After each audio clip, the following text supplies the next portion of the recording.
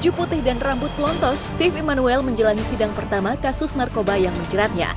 Memakai rompi bertulis Kejari di depan Majelis Hakim Pengadilan Negeri Jakarta Barat, Steve mendengarkan dakwaan jaksa penuntut umum yang membacakan kronologi penangkapannya. Selanjutnya, JPU menjerat Steve dengan pasal 114 ayat 2 dan 112 ayat 2. Tapi usai sidang, ia langsung menyatakan keberatan dengan dakwaan tersebut.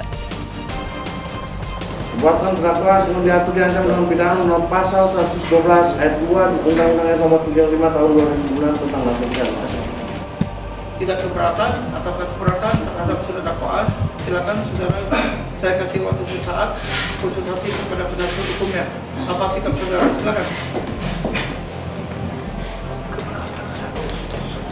Baik, apakah terdakwa mau menyampaikan sendiri atau menyerahkan kepada tim penasihat hukumnya?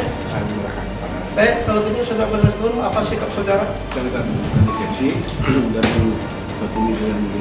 Baik, jadi mengajukan eksepsi atau keberatan ya? Keberatan. 1 minggu dan harus siap. Kalau saudara minggu depan tidak mengajukan, berarti kami menganggap saudara tidak mempergunakan hak untuk mengajukan eksepsi. Itu ya, sidang selesai dan ditutup. Kita mengajukan keberatan dan masalah detailnya saya serahkan kepada penasihat hukum saya. Ya, kami akan mengajukan eksepsi minggu depan tadi sesuai dengan di persidangan tadi ya. Dan kalau dakwaan jasa itu kami telah mengajukan keberatan dengan waktu 1 minggu. Ya. Nanti bila nanti dituangkan, nanti kita bacakan dalam persidangan nanti minggu depan ya.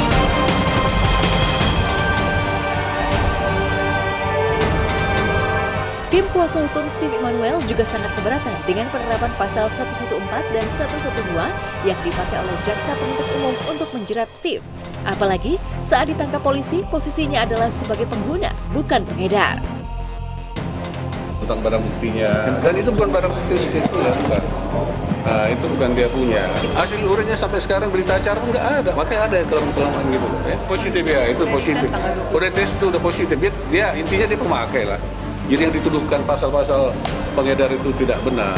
Apa nama penyidik dan ini di persidangan jasa penuntut umum bahwa pasal salah menerapkan hukum itu. Seharusnya pasal 127 pemakai, bukan pengedar.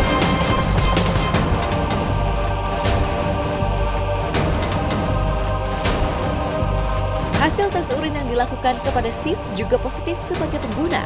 Dengan dijerat pasal 114 ayat 2 dan 112 ayat 2, Steve Immanuel bisa terancam hukuman mati atau sekurang-kurangnya akan mendekam di dalam penjara selama 20 tahun. Tapi bagi tim kuasa hukumnya, dakwaan bisa saja seberat itu, tapi mustahil Steve akan dijatuhi hukuman mati seperti bunyi pasal yang dikenakan kepadanya. Kalau ancaman hukuman itu kan relatif ya, ada ya minimal 5 tahun kan? Dia dakwaannya dia dituduhkan pasal 114 primer, kedua subsidiarnya, 112 itu. Oke, tapi kan dia bilang sudah dibantah dia mampunya. Saya kan tanya dulu sebelum saya sebagai PH-nya, penasihat hukumnya, saya tanya dulu gitu, ya kan? Jadi itu bukan barang bukti. Dan makanya kita lihat lagi dalam persidangan. Ya kita masih awal, masih dakwaan. Ya kan, belum vonis, karena tidak bisa kita ada yang keberatan, itu sudah nanti pembelaan kita gitu. Dan kita lihat lagi.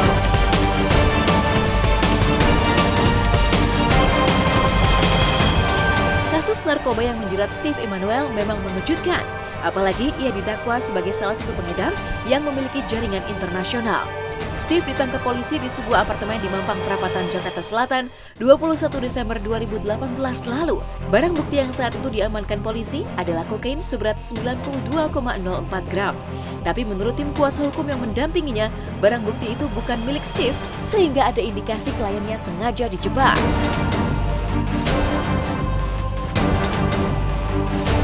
Mungkin gini ya, banyak yang nggak suka sama dia tuh karena banyak keluar masuk di situ. Jadi itu bukan barang bukti dia itu ya, dan itu bukan barang bukti itu ya, bukan. Nah, itu bukan dia punya.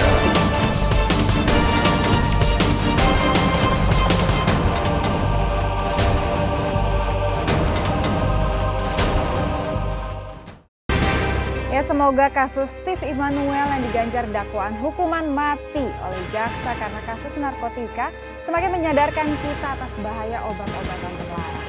Sementara itu di lain kisah asmara Eli Sugigi yang kerap terlihat mesra dengan Irfan Sebastian justru dikabarkan kandas di tengah jalan. Seperti apa tanggapan Po Eli mengenai kisah cintanya dengan para berondong yang selalu berakhir pahit? Simak berita lengkapnya hanya di Hot Shot sesaat lagi. Dia pernah jaga perasaan aku, nggak disakiti sama cewek ngomong tidak mengakui pacaran sama saya. Itu aja.